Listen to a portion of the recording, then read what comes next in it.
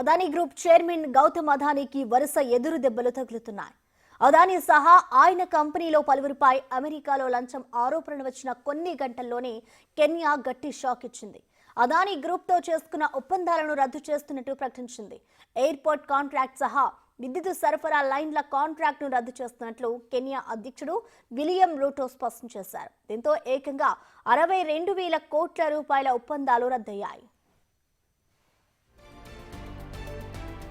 విద్యుత్ సరఫరా లైన్ల నిర్మాణానికి పబ్లిక్ ప్రైవేట్ భాగస్వామ్యం కింద 30 ఏళ్లకు కెన్యా సర్కార్ అదానీ గ్రూపుతో $736 మిలియన్ ఒప్పందం కుదుర్చుకుంది. ఇప్పుడు ఈ ఒప్పందానికి బ్రేక్ పడింది. మరోవైపు కెన్యా రాజధాని నైరోబీలోని ఇంటర్నేషనల్ ఎయిర్పోర్ట్ అభివృద్ధిని అదానీ గ్రూప్నకు అప్పగిస్తూ మరో ఒప్పందం చేసుకుంది. కానీ ప్రజల నుంచి ఈ విషయంలో వ్యతిరేకత వచ్చింది. పెద్ద ఎత్తున ప్రజలు నిరసన ప్రదర్శనలు చేశారు. దీంతో ఈ ఒప్పందాన్ని కూడా రద్దు చేస్తున్నట్టు ప్రకటించింది ప్రభుత్వం. మొత్తం ఈ రెండు ఒప్పందాల విలువ ఏకంగా 62,000 కోట్ల రూపాయలు.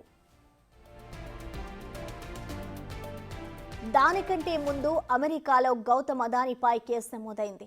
ఆయనతో పాటు మరో 7గురిపై అమెరికా ప్రాసిక్యూటర్ అభియోగాలు మోపారు.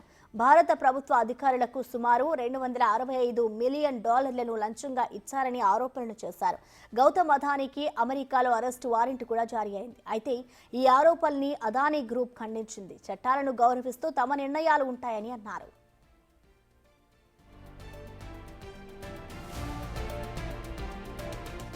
అదానికి ఎదురు దెబ్బలు తగులుతున్న వేళ బీజేపీ నేత సుబ్రహ్మణ్య స్వామి వరుస ట్వీట్లు చేస్తున్నారు. అదానీ కేసు విషయంలో ప్రధాని మోడీ పేరును కూడా ఛార్జిషీట్లో చేర్చాలని ఆయన డిమాండ్ చేశారు. ఈ ట్వీట్ చేసిన కొన్ని గంటల్లోనే మరో ట్వీట్ చేశారు. అదానీ స్విట్జర్లాండ్లో ఇల్లు కడుతున్నారని ఆయన ఆరోపించారు.